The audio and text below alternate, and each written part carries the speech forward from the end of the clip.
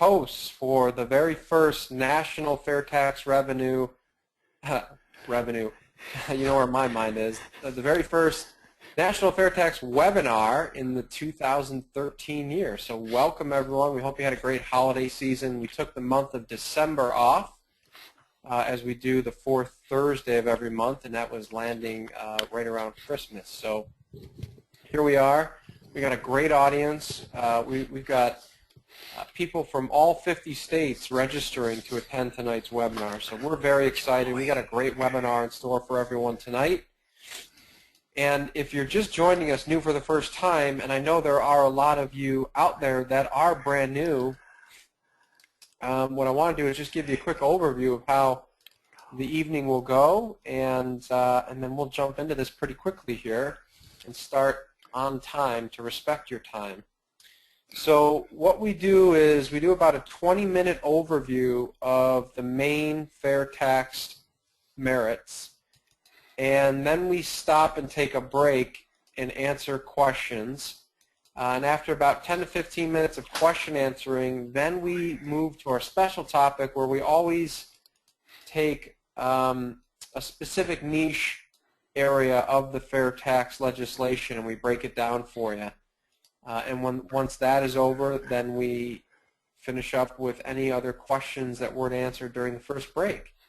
So I just want to call your attention to your control panel. At the bottom of it, there should be a place that says chat or questions, and in that space is where you can type in your questions. So we welcome those. Write in as many as you can from now all the way through the evening.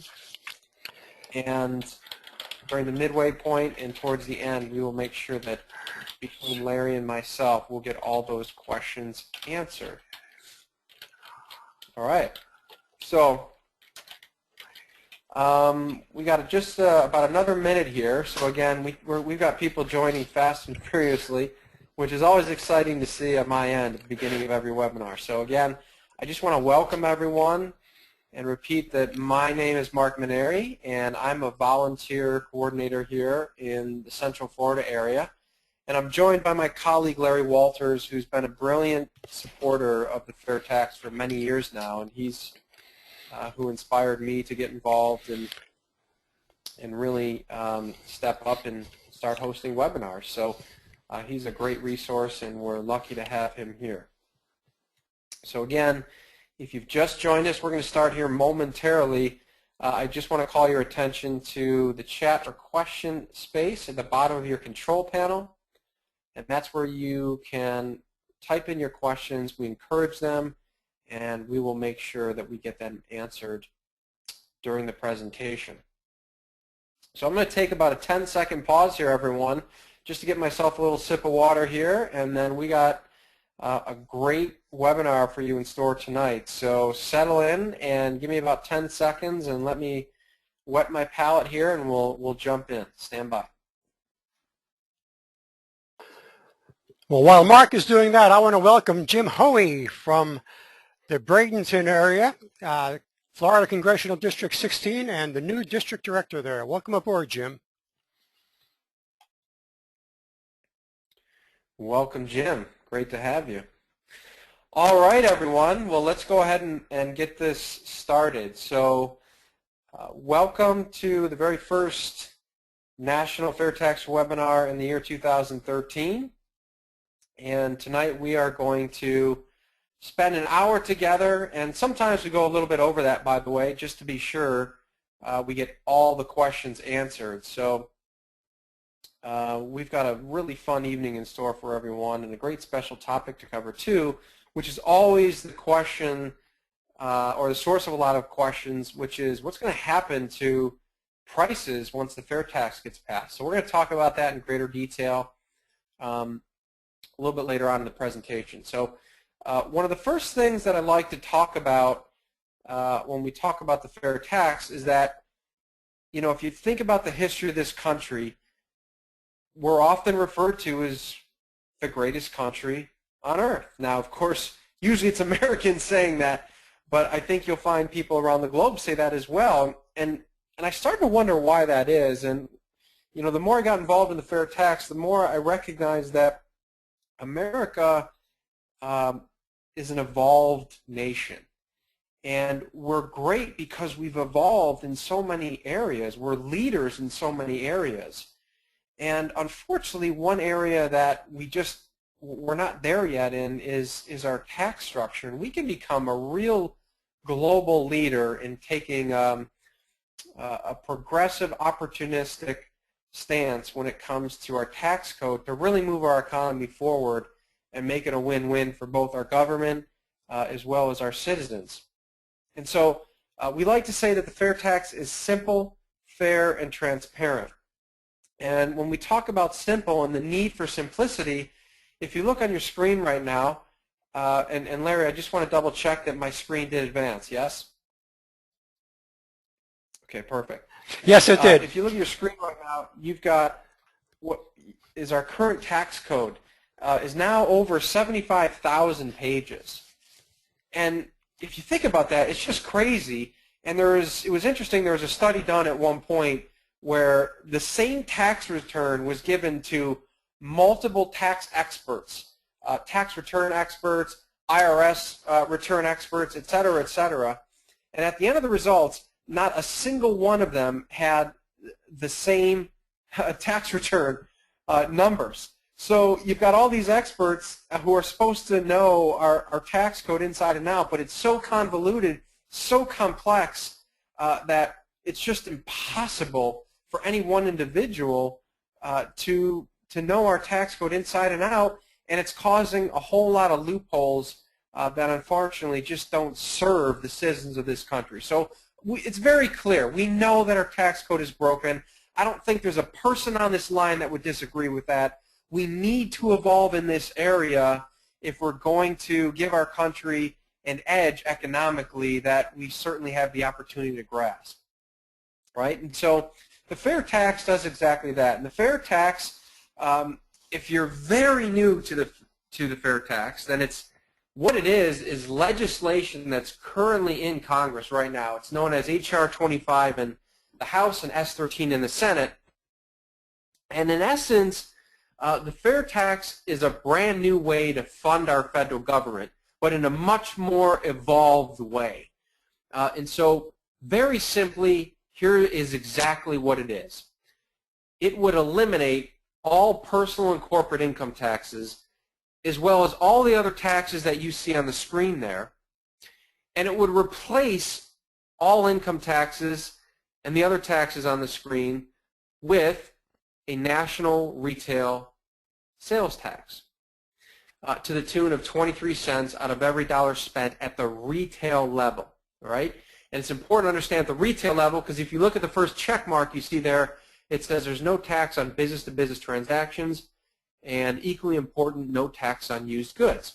So an example that I like to suggest in demonstrating the fair tax at work is how it would come into play when a new home builder builds and then sells a brand new home, okay? So first of all, when that home builder buys the land and they buy all the raw materials and the goods that go into building that structure and that home, the fair tax is not levied on any of that because those are business-to-business transactions and production costs. Now, when they get that home built and they sell it for the very first time, and let's just say for simplicity's purposes, the price tag they hang on that home is $100,000, then that $100,000 includes the fair tax because the fair tax is inclusive. And so the very first home buyer that purchases that home, they're buying it, it's a new build, they're buying it brand new the first time at the retail level. Ultimately, they're paying the fair tax, which is embedded inside that $100,000, which means the retailer, that home builder, when they get that money, they then set aside 23% of that, or in this case, $23,000, and at the end of every month, they will hand that over to their state sales tax bureau, who then passes it on to the Department of the Treasury. Now, one important thing to note, remember the fair tax is inclusive. So again, what that means is when the builder sells it for 100 grand, the consumer pays 100 grand. They don't pay 100 plus 100 times 23%. They don't pay $123,000 on that. They pay 100 grand. Okay. Now that consumer lives in the home for, let's say, the average 7 years, and then they decide to move on. Well, that home is now considered a used good. And so for as long as that home turns over and is resold to additional consumers from that point into perpetuity, the consumers who purchase that at that point in the future will no longer have to encounter the fair tax. It simply will not be levied on it because it's considered a used good, right? So that is the fair tax at play, and it's very, very simple.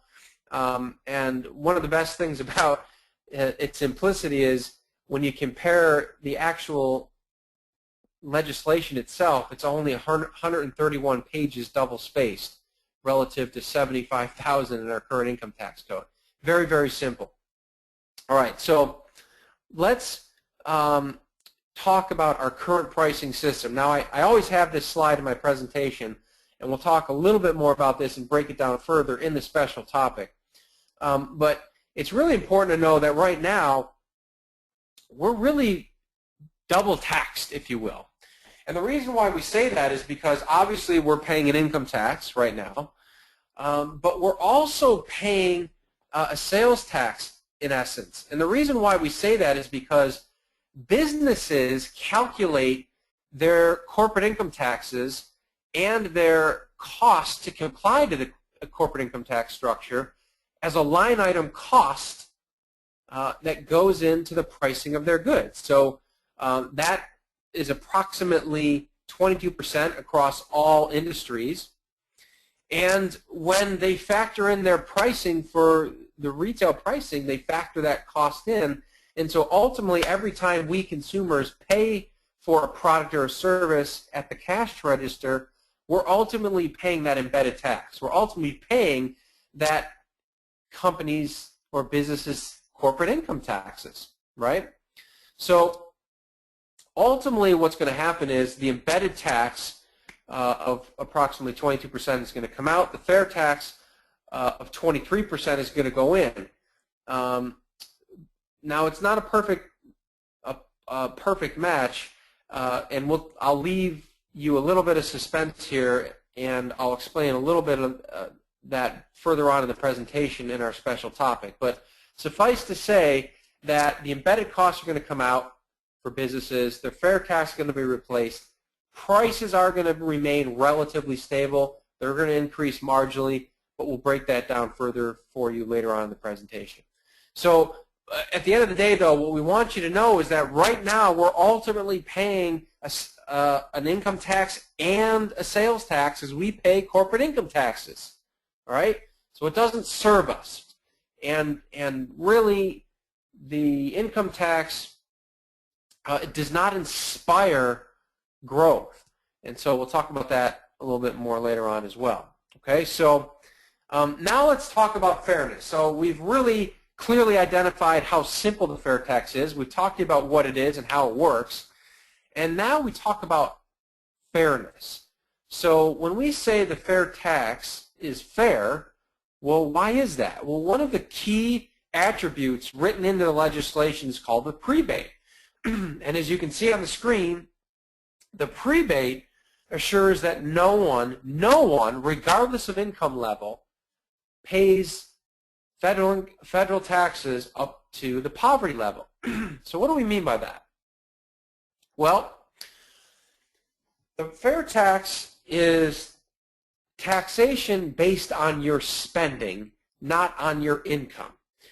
And so the prebate reimburses every qualifying American household on all of their spending, the fair tax that they end up spending on all of their spending up to the poverty level limit. And so the Department of Health and Human Services inside the federal government has independently researched and created what they consider to be poverty level limit spending based on the size of your household. So if you move your eyeballs to the right of the screen and down to family size number 4, basically 2 adults and 2 children, let's call it, what they're suggesting is that if you spend $29,420, that is poverty level limit spending. In other words, you're basically spending just enough money to get by, and you're spending likely that money, the lion's share of it, if not 100% of it, on food, shelter, clothing, transportation, and medical supplies, just to keep your family afloat, right?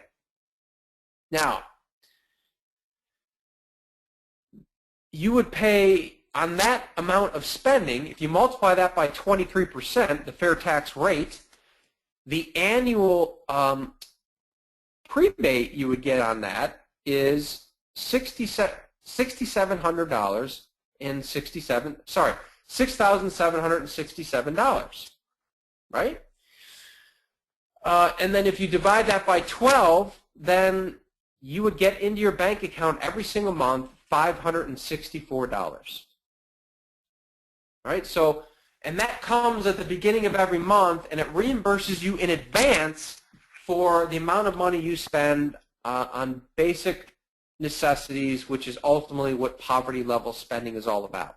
So remember, all qualifying American households get this, and what happens is you're getting reimbursed for the money that you spend on the basic necessities of life up to the poverty level limit. So that's what it is. Now, why is this attribute of the fair tax legislation written in? Why is it even included? Well, it's important to create fairness because if we didn't roll back the taxes and rebate poverty level spending, it would seriously hurt lower income Americans. So it's really important to do that. And if you think about it, it's fair because it's done across the board, not just for lower income class Americans, but for all Americans. All right? And so what's really important to understand is that every single month, this brand new revenue stream is going to come into all American households that qualify for it. You qualify for it with a valid Social Security number.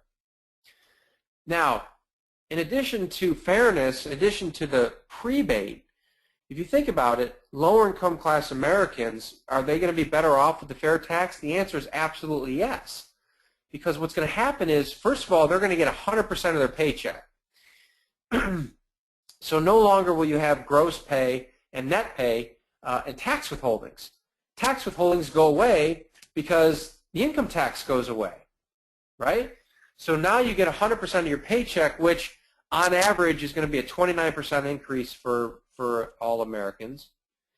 Plus you can save money on purchasing used goods, plus you get the prebate every month. So it's absolutely fair, and it's creating this amazing opportunity to increase the disposable income for all Americans.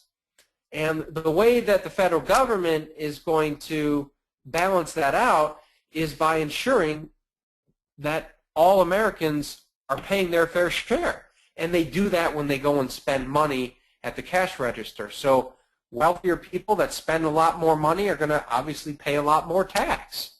So it's very progressive in that sense as well. All right?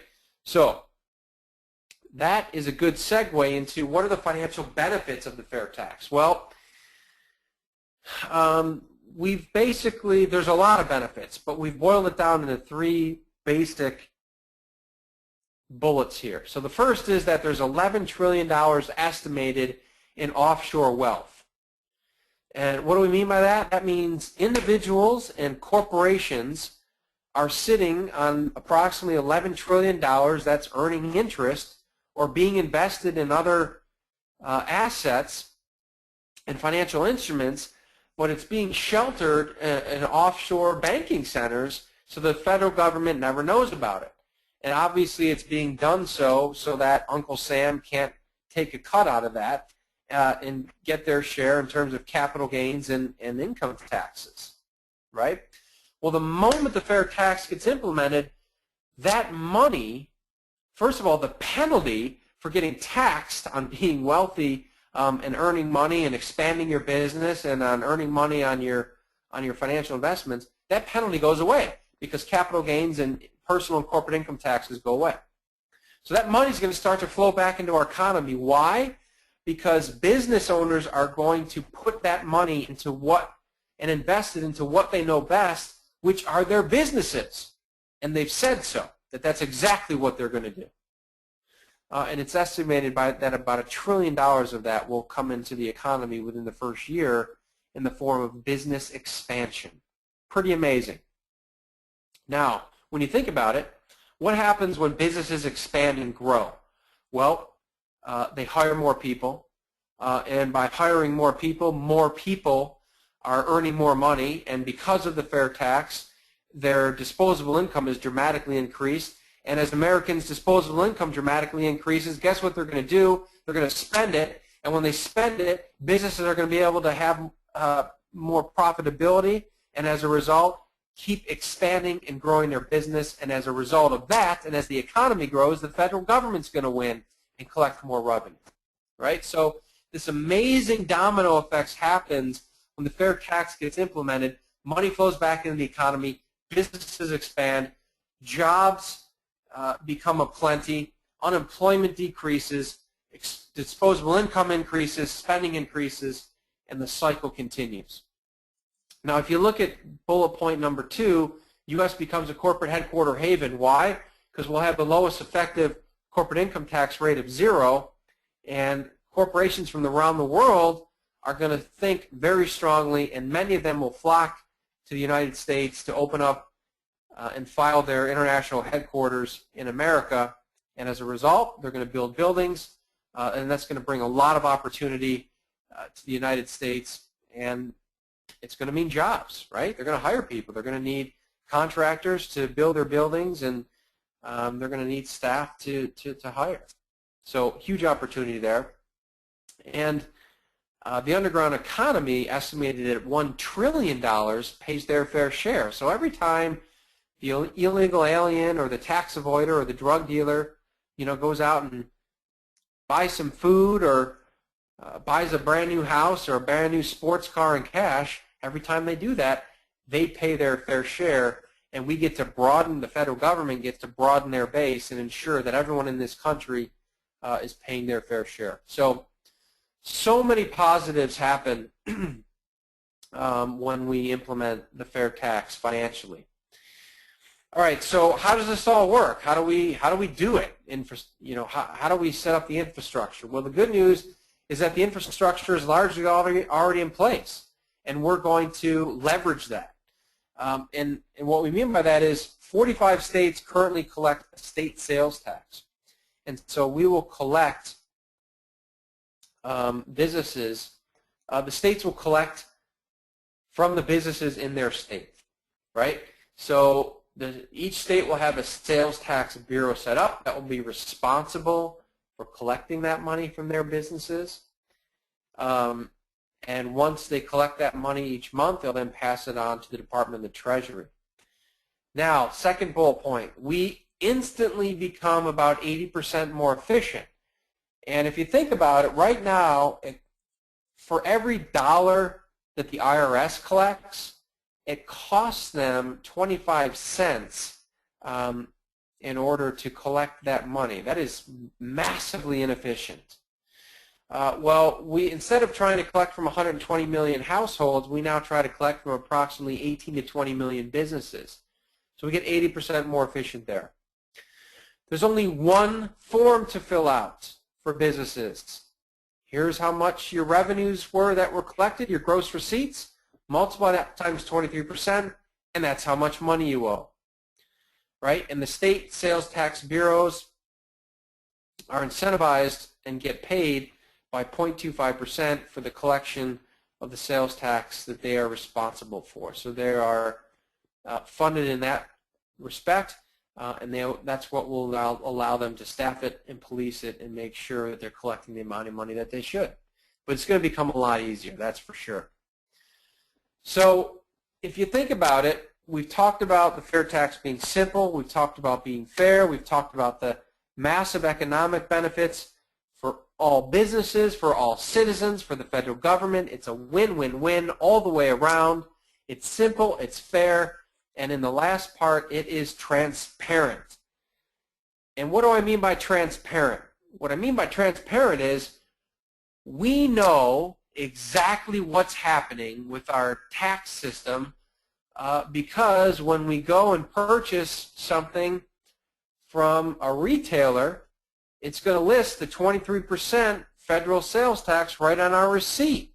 Well, guess what? If we get our receipt and see that number's changed to 24, 25%, we're going to raise hell, and we're going to burn up the phone lines and call our elected official and say, you roll that back to 23% or you find yourself out of a job. Well, guess who doesn't want transparency in our federal tax system? You're looking at it. Lobbyists, politicians, and obviously not necessarily IRS workers, but as part of the fair tax legislation, the IRS will be defunded over a 3-year period, and the IRS will simply go away. But more importantly, lobbyists and politicians, they don't want transparency. You see, when a politician wants to fund a pet project for their district that may not be a high priority, but it's something that is serving their self-interest, they put forward that legislation. Well, they got to find a way to pay for it, right? So what do? They pull some hidden lever that we American citizens never know about. In other words, they tweak the code in the 75,000 pages that we never know about, and they they change the tax code, and we never know about it, so that they can get their project funded. That is a lack of transparency, ladies and gentlemen, and we need to hold them accountable.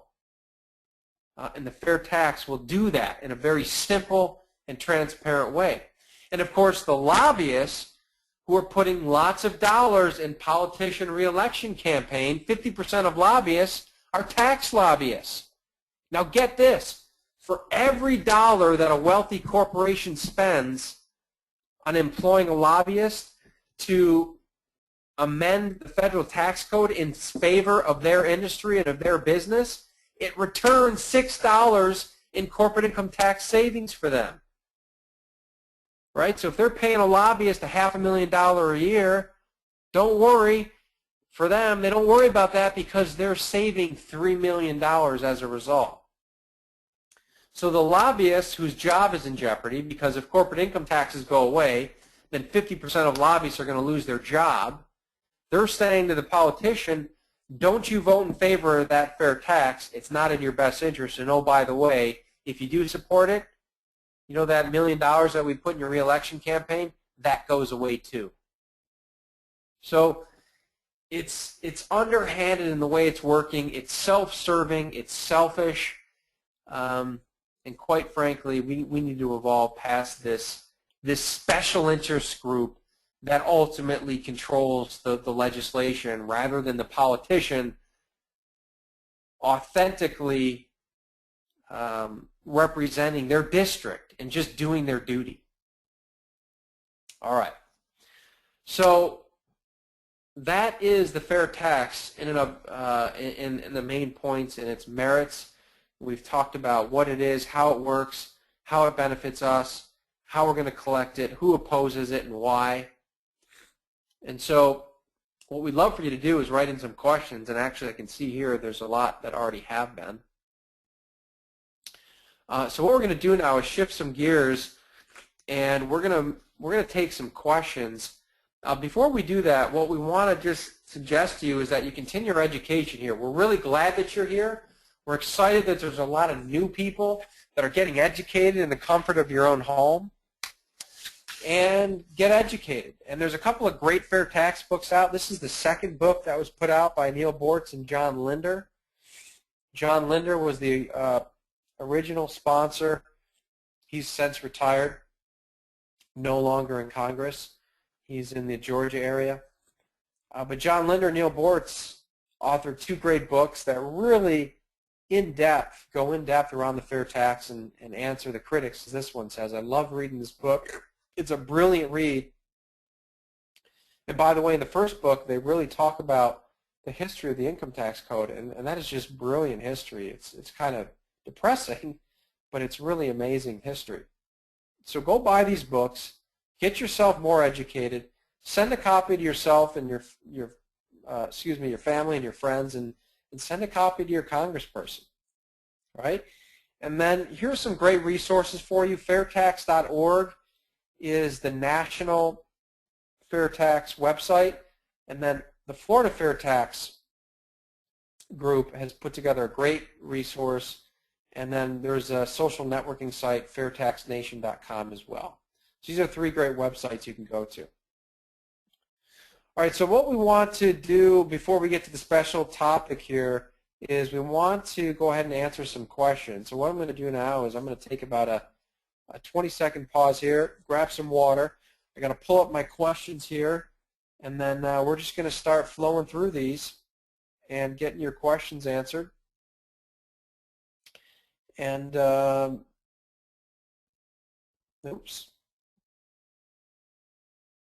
and moving this forward. All right.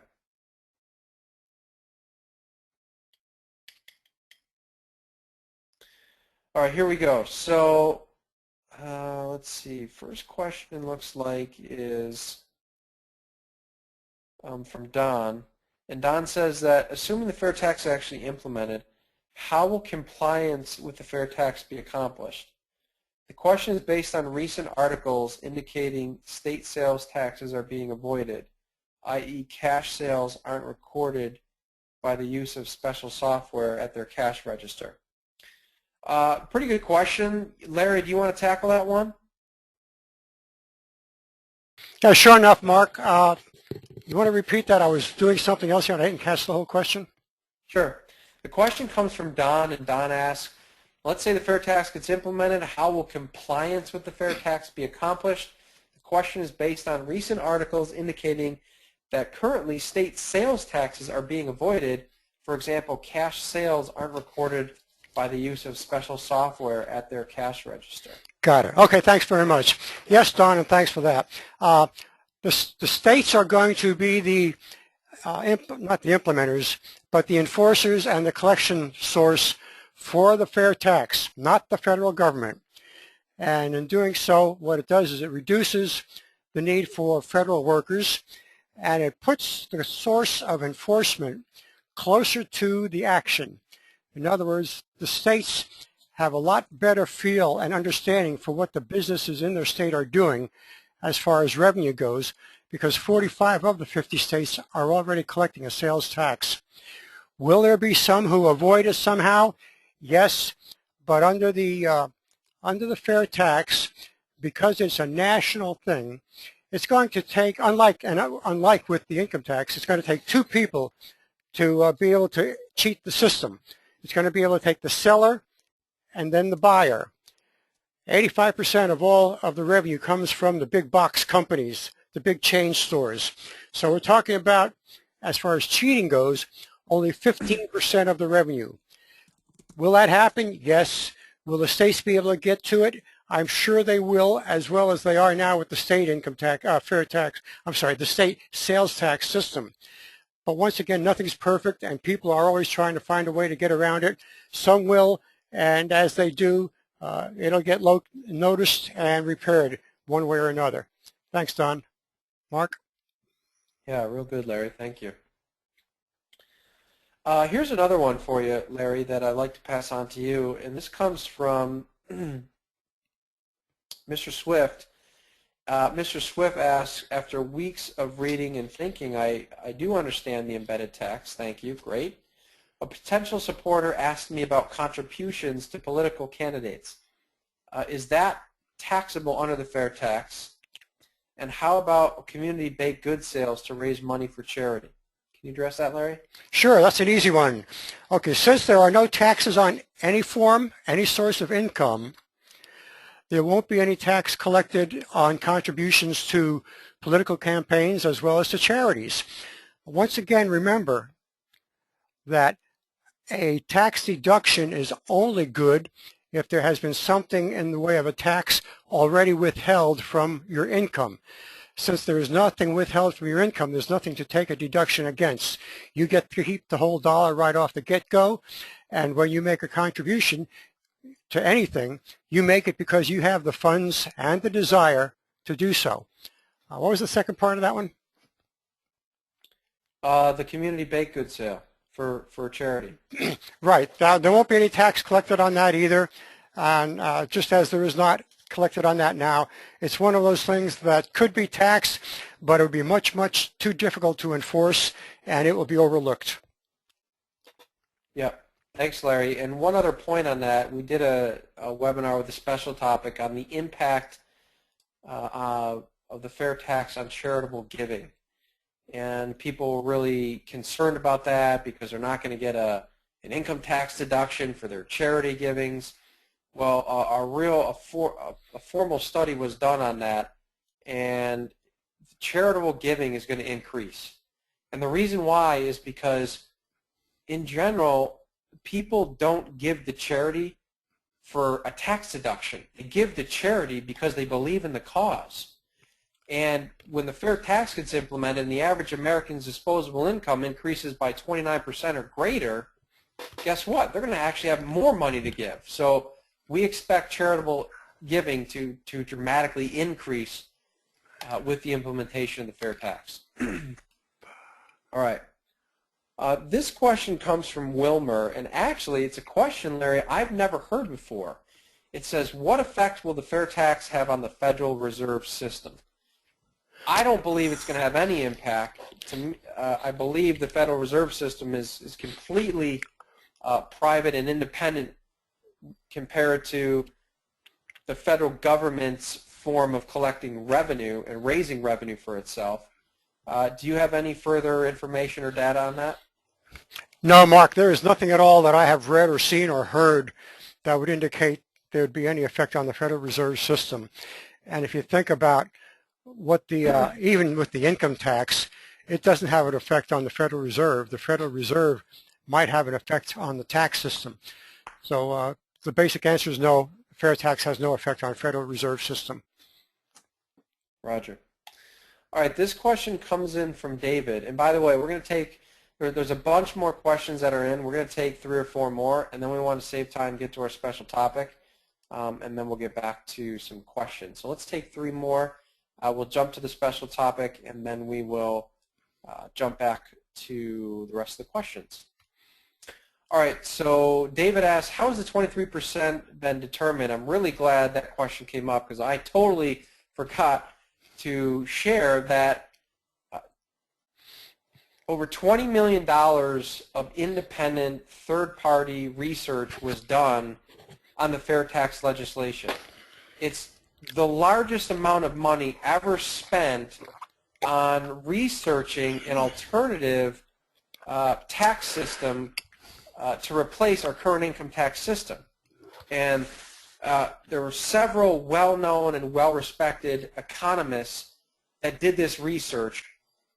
And I could simply tell you, David, that there's a lot of numbers that went into it. But basically, what they had to figure was looking at gross GDP and going into the nuances of gross GDP, determining aggregate how American citizens as well as foreign visitors to this country, how money gets spent and how much money gets spent, and aggregating that and creating a formula such that when you look at how much money is spent in this country over the course of a year, multiplying that times X% in order to raise the same amount of money that the federal government is used to taking in every year, right? So the fair tax is revenue neutral, meaning it'll raise the same amount of money in its first year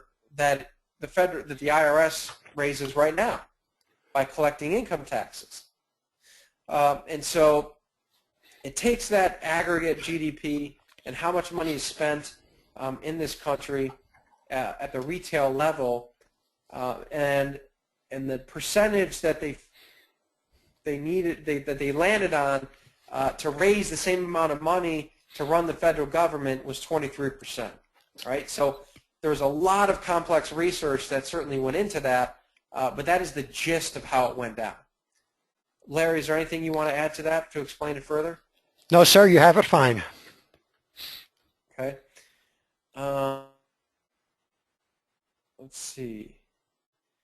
This question comes in from Donald, and Donald says, suppose the home buyer splits off part of the once taxed land and sells it for a building lot. Is the land taxed again? Okay, so I think Donald is going back to my example of the home builder. And under Donald's scenario, he gets the property rezoned, he splits off part of the once taxed land and then sells it for a building lot, assuming he sells it to a home builder in this case. Is the land taxed? The answer is no, because that would be, in my estimation, a business-to-business transaction. Do you agree with that, Larry? I do. A business-to-business transaction would not be taxed under any circumstances for any items. Gotcha. Okay. All right, good. So let's do this. Let's shift to the special topic, and we'll go through that, and that won't take but a few minutes to share some more in-depth points around pricing. And then we'll jump back to these questions. So I need to do a couple things on my screen to get back to where I can. Okay, while you're doing that, somebody had sent in a message that the audio was breaking up. If anybody out there is having any difficulty with the audio from Mark, would you please send a message, and let's see if we can't get it rectified. From what I've seen, I believe it was on that person's end, not ours, but I would like to be sure everybody is getting good sound. All right. You can hear me loud and clear, right, Larry? Yes, I can. All right, perfect. All right, so let's talk about the impact of fair tax on retail prices. Now, I already shared in the beginning of the webinar, generally speaking, what's going to happen, but let's dive in a little bit deeper. So, again, think about our current retail pricing system right now. So we've got costs to manufacture a product or offer a service, plus the desired profit margin, and that equals the retail price to the consumer. Okay, so but let's dive in a little bit deeper on costs. So when you think about costs, well, this screen is showing embedded costs. But before we even get to this, think about costs, right? You've got your overhead, you've got your fixed costs, your rent, utilities, insurance, and then you've got variable costs like payroll, et cetera, et cetera. Well, under that variable cost, you've got embedded costs. And in that embedded cost, these are what we call, when we look at the fair tax, embedded costs are the costs, if you see the first bullet point there, to comply to the current income tax code. So what might that be? Well, most businesses, even small businesses, spend money on tax experts to help them save money on their taxes. And in some cases, larger businesses, they have a whole division of income tax specialists that they keep on staff for an entire year and pay salaries to, just to make sure that they're complying to the income tax code properly, and B, that they are operating in a way that is most advantageous within our current complex income tax code. So that's part A. Part B is the actual federal income taxes that a business has to pay. And now what's not actually figured into the hard number, but is certainly a cost, is the lost productivity due to the opportunity cost of spending time on thinking about tax implications. And one of the most amazing and compelling statistics in the first fair tax book written by Neil Bortz and John Linder is that aggregate several $100 billion is spent in opportunity cost in individuals within businesses that spend so much time just thinking about tax implications of decisions rather than reinvesting that time and energy into making their products and services better and getting more competitive in the marketplace. And that's pretty amazing to think about. But if you look at the first two bullets, the cost to comply in the actual federal income tax code, on average per industry, per business vertical, that embedded cost is 22% of all cost that goes into their good or service, right? And of course, they pass that off to the consumer in the form of the price tag that we pay. Now, if you look at post-fair tax retail pricing, the embedded costs are zero. So instead of 22% of a retail price, it's now that the embedded cost is zero, but the fair tax is 23%. So you'd think that if on average it's 22% embedded cost, and that goes out, and that goes away because corporate income taxes go away, and personal income taxes go away, and payroll taxes go away, and then you put in the fair tax of 23%, that'll be relatively a wash. Well, it's really not that simple. Now, part of the reason why it's not that simple is that there are some industries whose embedded costs are less than 23% or less than 22%, which is what the average is, but some are 21% or 20%.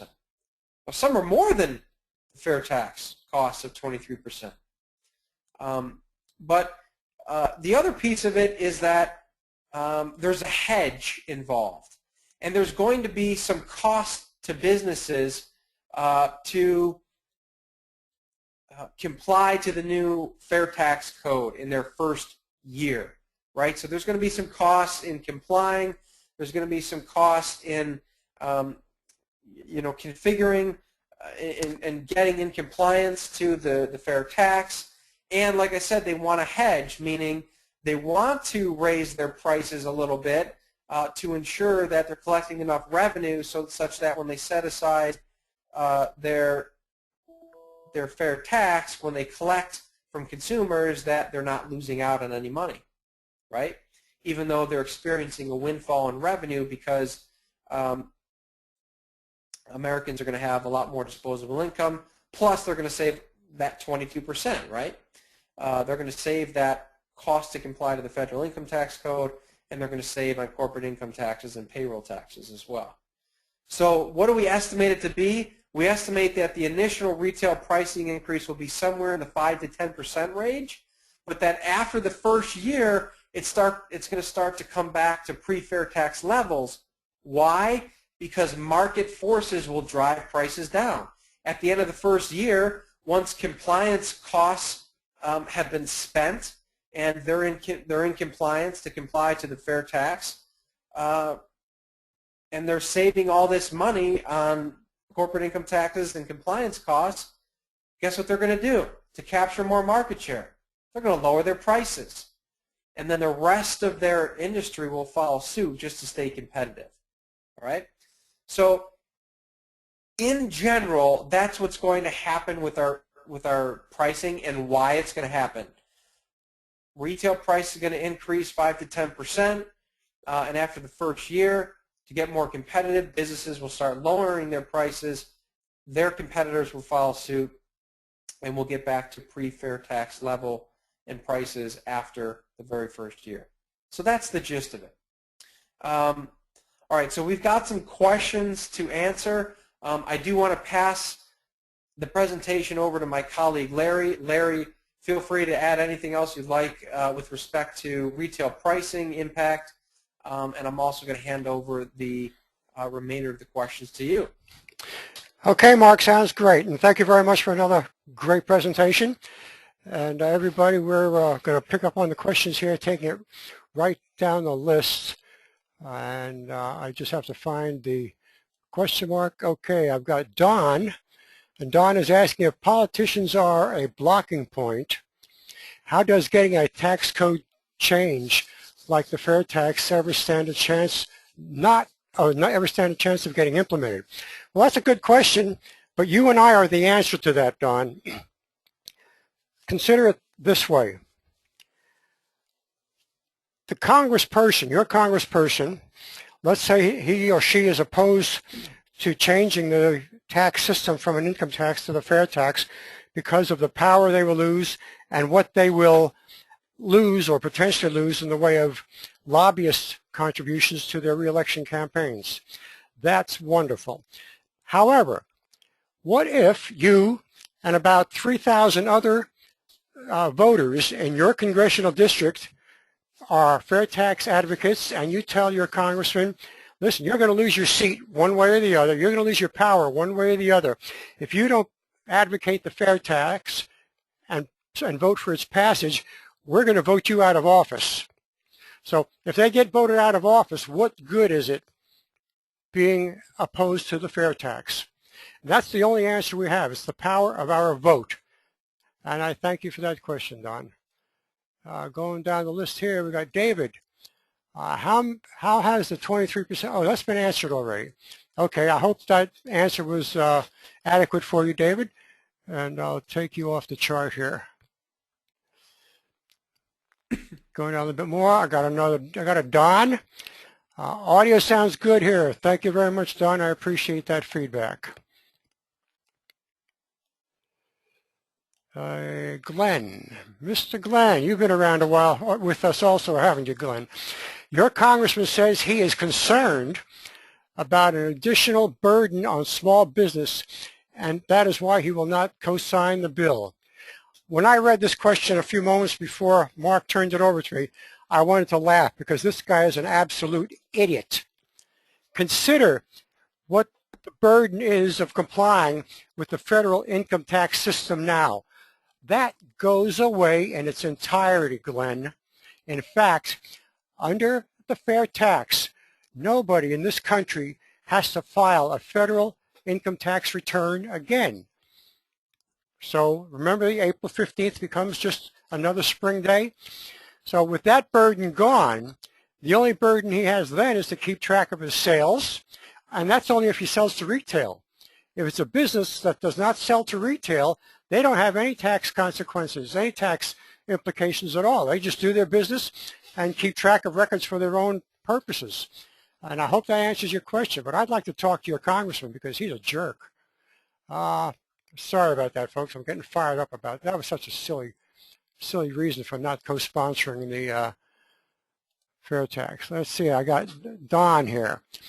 Jorgensen assigned all employee taxes to the employer when he determined the 22% embedded costs.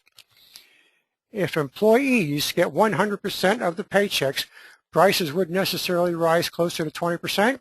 Question. How do you arrive at 5 to 10? Very observant point. What is now called a embedded tax that a company has to deal with is what is the portion that is withheld from the employee's paycheck. When all of the taxes go away, that portion of spending by the company does not go away because the employer is getting what used to be called tax is now part of his regular income. And so will the costs go up 20%?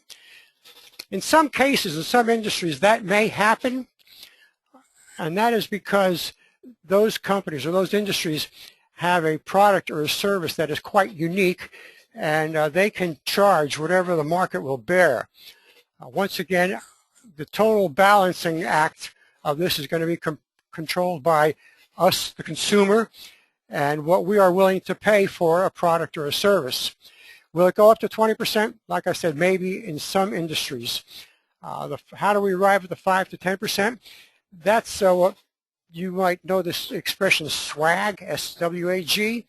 It's using some logic that says, well, we'll estimate this, we'll estimate that, and it looks like prices could go up 5 to 10%. Competition will bring them back down to where businesses are making approximately the same profit as they are now under the income tax system. That's the benefit of the free enterprise system. Thanks for that question. That's very observant, picking up on that, Don. All right, who's next here? James. Mr. James. Economists have shown that taxes are split between buyers and sellers based on how elastic the demand for the good is.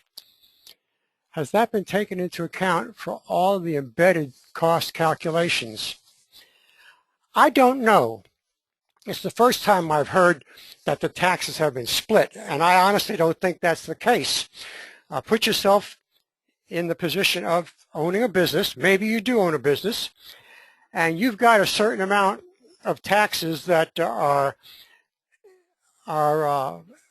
called upon for you to pay. If you are only going to collect from the customer 50% of the taxes that you have to pay, what's going to happen to your profit margin? How long are you going to be able to stay in business with that kind of a return on your overhead? I don't think the economist that might have said that either knew what he was talking about, or he had something else in mind. He was explaining something else, and what he said was not really clear. But like I said, I do not know the answer, but that's my logic behind why that's not a valid point. And thank you for that, James. Jerry. All right. Would the fair tax be judged? Would the fair tax be judged or perceived as unfair by the World Trade Organization? From what I have actually heard, the fair tax actually complies with the World Trade Organization's guidelines for taxation. Our income tax system does not. So the answer to that is yes. Or how would it be judged? It would be accepted. Thank you. Mr. Hoey from CD16 in Florida. How does Obamacare affect the fair tax with regard to the IRS being responsible to collect? Great question. Obamacare doesn't affect the fair tax. The fair tax affects Obamacare because the fair tax actually abolishes the tax code that Obamacare has created to enforce some of Obamacare. This is going to be an interesting situation. I do not know how it's going to play out, but at this point I can say that under the fair tax, Obamacare is going to be cut off at the knees, and we'll have to see what happens after that. Thanks for that, Jim. Welcome aboard again. Jerry. Oh, I thought I cleared you, and I guess I did not. If I cleared somebody besides, that's not, you're not going away. Okay, Jerry, you're hanging on there. You're not going away on us. And we're back to Jim. Yes. Missed a few minutes. I'm not sure what that is really about. Yes, missed a few minutes is all it says. So I'll get rid of that one. All right, Kathy, how are you doing this evening, Kathy? Under the fair tax, what responsibility for sales tax do the farmers and crafters have at the farmers markets? Well, those are two separate situations. That's a good question. The farmers typically don't sell retail. If they do, they would be responsible for collecting the tax. Those farmers, most of the farmers' business is going out to wholesalers or to other businesses, let's put it that way, and therefore there would be no tax involved. As far as a farmer's market goes, again, the same process applies. If the farmer is selling retail, he would be responsible for collecting the fair tax. Now, this is going to be that area like the bake sale for the church or some other charity. It may be one of those areas that is not enforced, and Congress may need to come up with something else in order to get enforcement, or maybe the states will do that. I don't know. I'm not sure how that will play out. It's one of those things we will have to wait and see what's going to happen. Thanks for that question, Kathy. All right, coming down the list here, Laura. Good evening, Laura. What will happen to the state income tax in the case of states that currently have a state income tax? Okay, the fair tax is a national sales tax on retail, and it replaces the federal income tax system. That said, It means that it has no direct effect on the income tax or the sales tax or any other state-imposed tax systems. So the income tax of the state would still be there. Now, what will happen is that state income tax returns typically use the federal income tax return as a basis for filing the state tax. Since there is no federal income tax return any longer, the states will have to find some other way to determine a basis for their income tax return. And it may be just the force that is required to have the states seriously look at implementing a fair tax system in place of their income tax system. And thank you for that, Laura.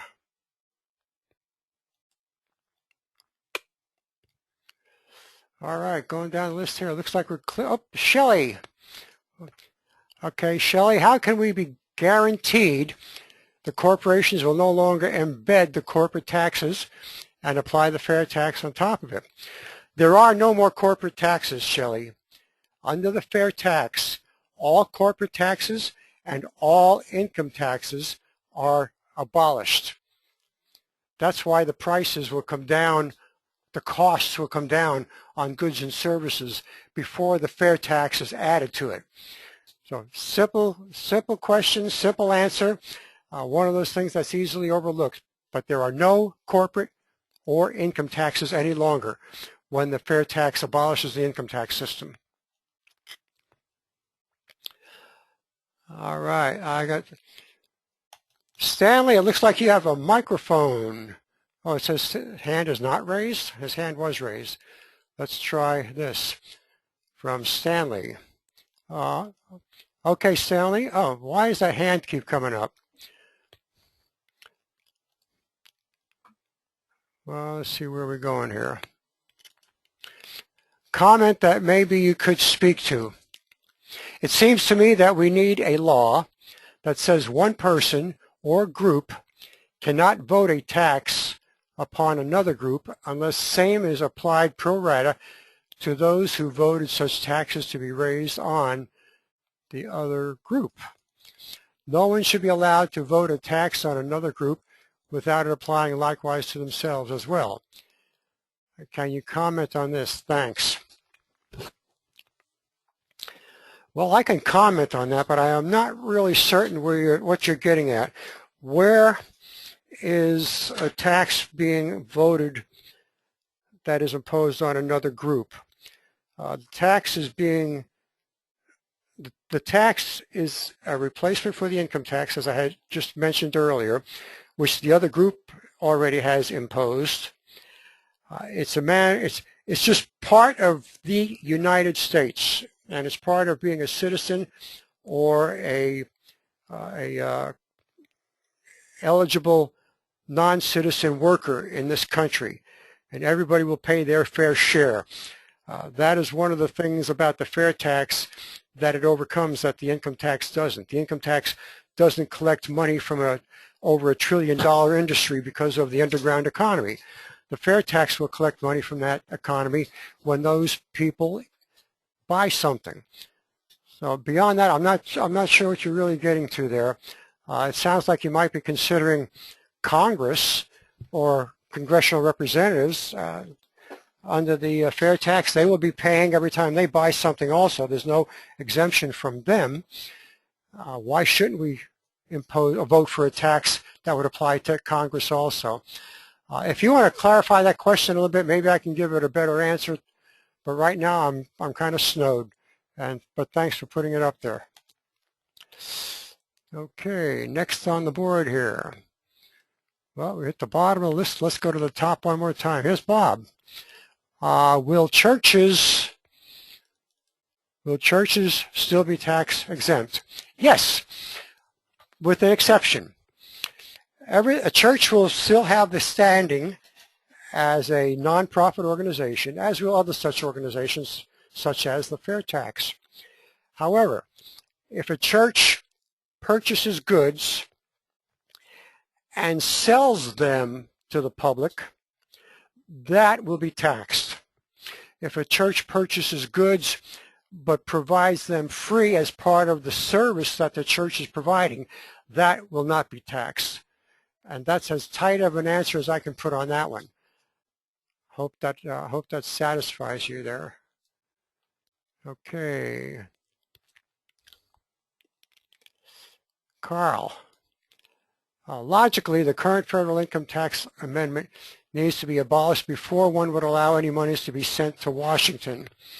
I don't know why that's so darn logical, Carl. Once the fair tax legislation is passed and the implementation date is established, let's say that the fair tax bill passes in 2013, the fair tax would be implemented starting 12/01 on January 1st, 2014. That abolishes all of the income tax code. If there is no income tax laws to enforce, there's nothing for the IRS to collect any longer. So even though the 16th Amendment has not yet been repealed, there's nothing there to enforce collecting an income tax. Now, I have to tell you that just like today, Congress could implement a sales tax if they wanted to. Until the 16th Amendment is actually repealed, they could try to reestablish an income tax. That will be up to us to be sure that they don't do that. The vote that we use to get the fair tax passed is the same power we will need to use to keep Congress from reestablishing a income tax again. It will also become a very costly thing for them to do, since the IRS itself is being abolished and everything they've done is being trashed. Now, I hope that satisfies your question, Carl. Okay, let's see. Did I answer Bob Taylor here? Will the government have to pay taxes on goods they purchase? Yes, they will, if it is consumed by them. Like with a nonprofit, if it is consumed and offered or provided as part of a service that they provide, that will not be taxed. But consider that right now the government is taxed by the embedded taxes that are in the system, plus they pay the matching Social Security contribution to every employer that they have. All of that goes away. It would not be reasonable to not have them taxed under the fair tax when the income tax costs go away. Agreed? All right, that was Bob Taylor. And Bob Taylor's question mark didn't go away. Do you have another one up there? Currently, yes you do. Labor isn't taxed under the fair tax. Currently, labor isn't taxed. Under the fair tax, would labor be taxed? Nothing is taxed under the fair tax during the process of production, the work in process. Labor is taxed when it is sold because the cost of the product is what is used to determine how much the 23% is going to be added to. So in that regard, labor is taxed. All right, that clears Bob. Going down the line one more time. Here's a Don again. Let's see what Don's got going here. I have a feeling I know the answer to this, but please explain how the fair tax will affect gas taxes and gas prices. Well, the fair tax is going to be added to the gasoline, so we'll see that happen. The embedded costs that are in the cost of the gasoline now, including Social Security and Medicare taxes, costs that the companies pay in the supply chain process, all of those have gone away. So it'll be exactly the same as any other product. We expect that the prices will be reduced 20%, 15%, something of that nature, and then the fair tax will be added. Because we don't know exactly what those numbers are going to come out to be, there is no way of determining exactly what the end result will be. What you have to consider is that what does it cost to produce one product a year by one laborer versus 1,000 products a year by one laborer? You can see that if you're producing multiple products, multiple pieces of service, that the employee's labor costs embedded taxes for that employee are going to be divided by 1,000. So the cost added to each product is going to be a lot less than if it takes that one employee to create just one product. Thanks a lot, Don. All right, have we closed up here? Oh, nope, Glenn again. All right, Glenn, let's see. I missed you. What do you think of the PopVox website? Is it worth pursuing to get? Absolutely, and I'm glad you brought that up. Supporters out here tonight, this is so valuable. www.popvox.org. It is a website that went up about 2 years ago, and it allows us to vote whether we support or do not support any piece of legislation in both the House and the Senate. You can look up a bill, go in there and look up H.R. 25 for the House. And by the way, I just this evening got the new bill number for the Senate. It's SSAM 122, S122 in the Senate. But you can look up that legislation, click the enhance, oh boy, click the support button, and if you would like to add comment, please feel free to do so while you are supporting it. That comment and your vote immediately goes to the smartphone that your lobbyist, your representative is carrying, senators and congressmen. So they see immediately that somebody has voted for or against a particular piece of legislation. PopVox is a powerful tool, and we need to get the word out for more people to utilize it. And that is www.popv, like in Victor, OX, like X-ray.org. Go to that website, folks, and apply. Just register with it. Sign up to have them send you the updates, and be a part of the power of that particular system. It's great. Thanks again, Glenn, for mentioning that, and for giving me the opportunity to identify the Senate's bill number for the fair tax legislation. Here's Jerry. Jerry, are there any other nations using a national sales tax in place of a personal income tax? No. And I got to tell you something. It's the last thing that we want to have happen.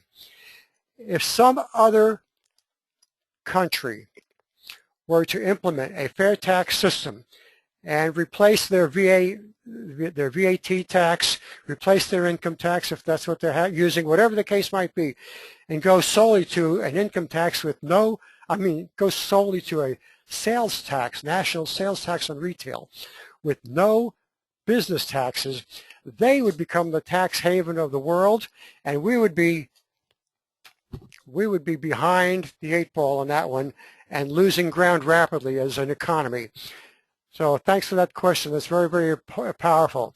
And no, there's not, and that's the last thing we want to have happen. By the way, there is going to be tax reform this spring. It is imperative that you not only spread the word about the fair tax to other people, but that you contact your representatives more than once, assuring that they understand if they want your support, they have to advocate only for the fair tax. Don't accept any form of flat tax, because that's just another form of an income tax. Every flat tax proposal that has been submitted or proposed is a tax on income. They all require the 16th Amendment in order to be functional. And we certainly do not want another income tax. Please get that in your heads and do everything you can to eliminate the income tax system.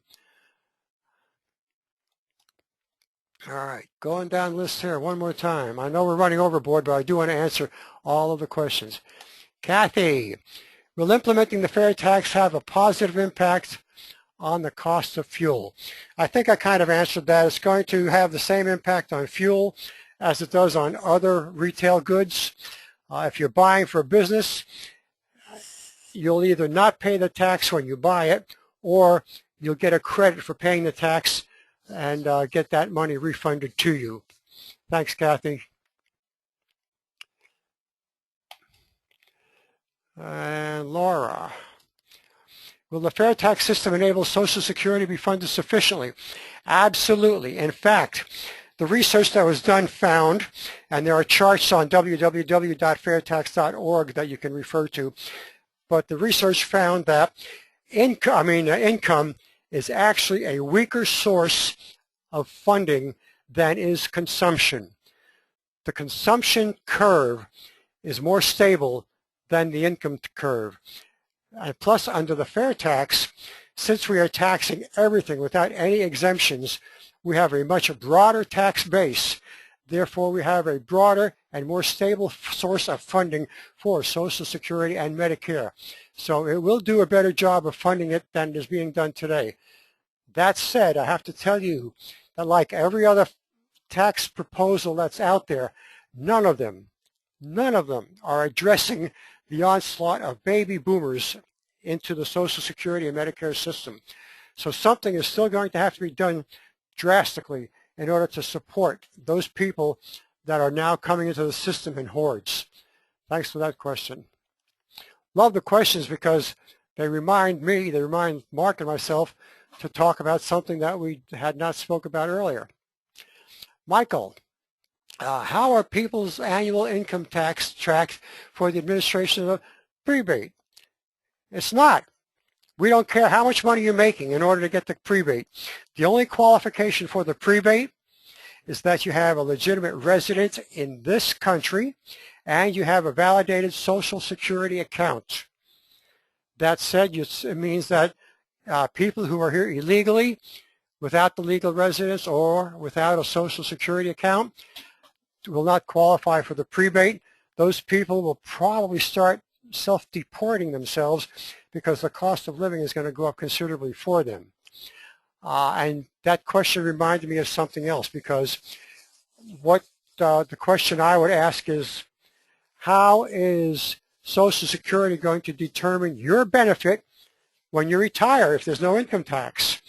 And the answer to that question is, once a year, the employer, or if you're in business for yourself, you will send a statement to the Social Security Administration identifying the gross wages paid to you. The Social Security Administration will keep those gross wages over your work lifetime, and when you qualify and apply for Social Security and Medicare, they will use those numbers to determine what your benefit will be. Thanks for that question. Boy, great questions coming on board here. Thanks a lot, guys. All right, Stanley, you still got your hand up there. Let's see, and it says the hand is not raised. Let me see if you're there. Stanley, do you have a microphone working? Stanley, in parentheses, Kevin. You're not live with the microphone. Okay, we're going to go to the question pane. We have class warfare in California in that regard, and I'd like to know how the fair tax eliminates that. Well, class warfare is class warfare. The fair tax itself, I cannot see as the prescription for eliminating it. You know, that's a question that I'm going to have to dwell on a little bit. If you would send me an email with that question, www.repeal_16.net, that'll give me a good reminder, and I'll look into that a little bit more and get back to you, Stanley. That's a good question, but I don't see how it will have any real effect on the class warfare issue. We have class warfare across the nation as imposed by the administrations, and yeah, I don't know if we can overcome that. All right, who's next here? Stanley has another question. Yes, I don't know what the yes means. So that's gone. And another question. Your mic is on. So I see that your mic is on, but for some reason, when I click on you, I got a message that says the hand is not raised. Stanley, what I would suggest is that even before we shut off here, use the test capability of GoToWebinar to be sure that your audio is in fact working, okay? The test function they have is very, very good. We'll go on to, I got a question here from Yale, and we will go see if I can find him. I hope it's a him. Will the program be on the website? Sorry you got here late. I'm sorry you got here late also. Yes, we are recording this, and it will be uploaded to the Florida Fair Tax Educational Association website. That's www.flfairtax.org or .com, if one or the other. And then you go down, scroll down a little bit, and you'll see a box for the webinars. And it should be up there in 3 or 4 days, as are our other webinars. Okay, I'm going to scroll through here one more time. Okay, Mr. Leek, won't states be able to get info filed by employers with social admin to determine state income tax? That's certainly a possibility. It's something that they will have to work out on their own. And once again, it's interesting, and maybe you people are not aware of it, but every piece of legislation that's written just states what needs to be done. Then it's up to the the block of people who are assigned to write the regulations that tell you how to follow the legislation, to write how that's going to be done. So there are answers that we don't have as to how things are going to be done with the fair tax, and that will not get started until the fair tax is passed, and then that block of people will start working on regulations to implement the fair tax. Thanks, David. All right, looks like we've cleaned it up. Here's one from James. I'm going to pick up on this. Glad there's so many of you still hanging on here. James, based on your observations, how likely is it the fair tax will pass this year?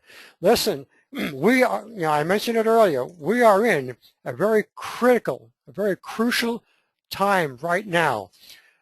Tax legislation is going to be implemented for some form of tax reform.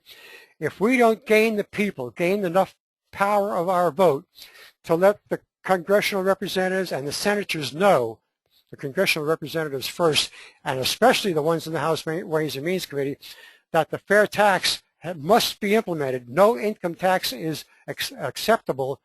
We're going to lose out on this, and then it will be a few years before we have a chance to get it passed. Right now is our window of opportunity. It's critical. Please accept it as such and consider what you can do to have a bigger force in getting this passed. It's imperative that we do this, folks. I can't tell you how much we need your help to make this happen. And feel free to write me at repeal_16@earthlink.net if you have any questions on something that you're thinking about, or something about how the fair tax works, whatever the situation is. If you don't have somebody in your state that's an active fair tax person you can go to, email me, and I will do everything in my power to get responses to you.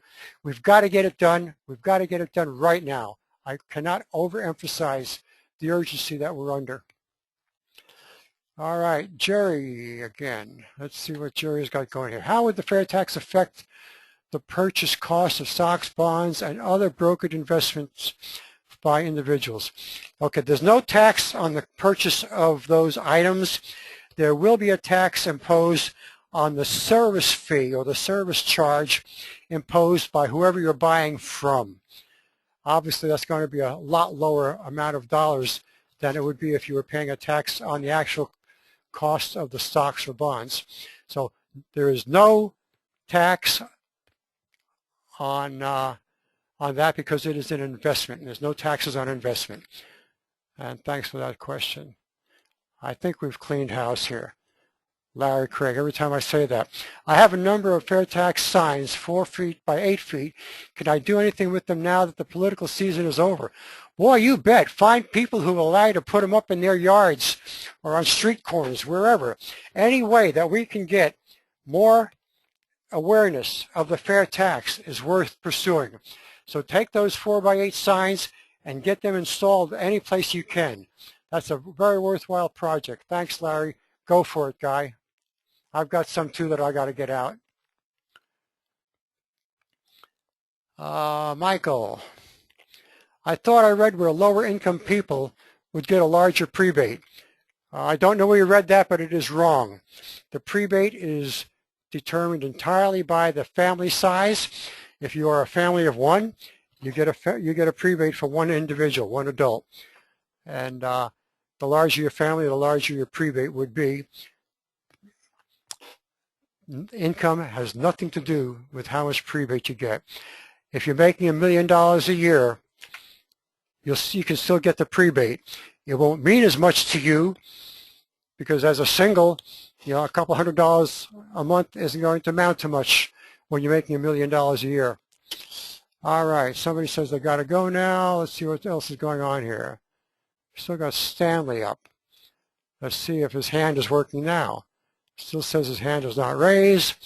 Can you unmute us and we can then talk to you?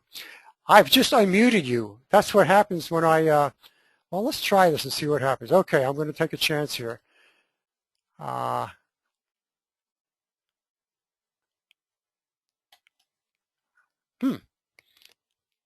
can't unmute you for some reason. Raise hand. No, Stanley, I'm afraid for whatever reason I am unable to unmute you. I am sorry. But I did click on your hand and it told me that it was not raised. I don't know. You're the only one having a problem. Well, I can't say that because nobody else has. Oh, here's Stephanie. She's on a microphone. Stephanie, let me hear your voice. Oh, Stephanie, come on.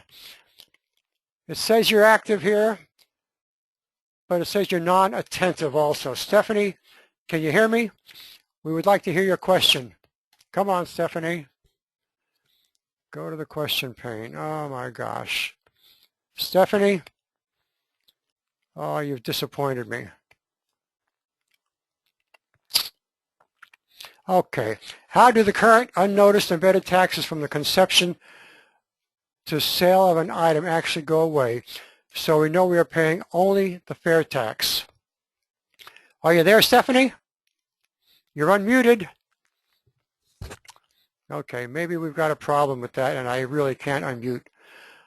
I did read the question. We don't know explicitly if the embedded costs have been removed from the cost of the product, but here's what's really going to happen. This is where free enterprise and free market controls the system. Let's say, Stephanie, that you have a bakery and I have a bakery. The fair tax is implemented. The embedded taxes go away. You decide you're going to continue charging the same old thing, including the fair tax, and I decide I'm going to reduce my costs and only have the fair tax. I'm going to start stealing some of your data, some of your customer base. How long are you going to let me do that before you lower your prices also? And so free enterprise is what's really going to make that happen. Thanks for the question. And I guess that is it. Yale, one more thing from Yale, and we're going to have to. Will we be able to enlist the support of the fair tax people? What has been the reaction to the fair tax? Well, the reaction to people who we've talked to that understand it is excellent, just like it is with you. I am the fair tax people. I am registered with Americans for Fair Taxation, and so I am an active supporter and advocate of the fair tax. But if you go to their website, and I presume you have done that because you've gotten the notice of the fair tax, of the webinar, you will find out that they will be a lot of help to you.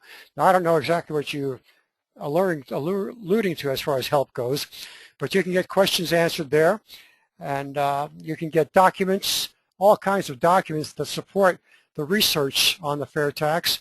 Everything you want is there. If you do have difficulty finding some of the stuff, the website might not be the easiest to get through. Just email me and I'll help you get through it, okay? Thank you very much. All right, I'm going to have to shut this off, folks. It's been an hour and a half. My gosh, can I unmute you all? I've tried that and it just doesn't seem to happen. What can I do? I don't know why they will not unmute.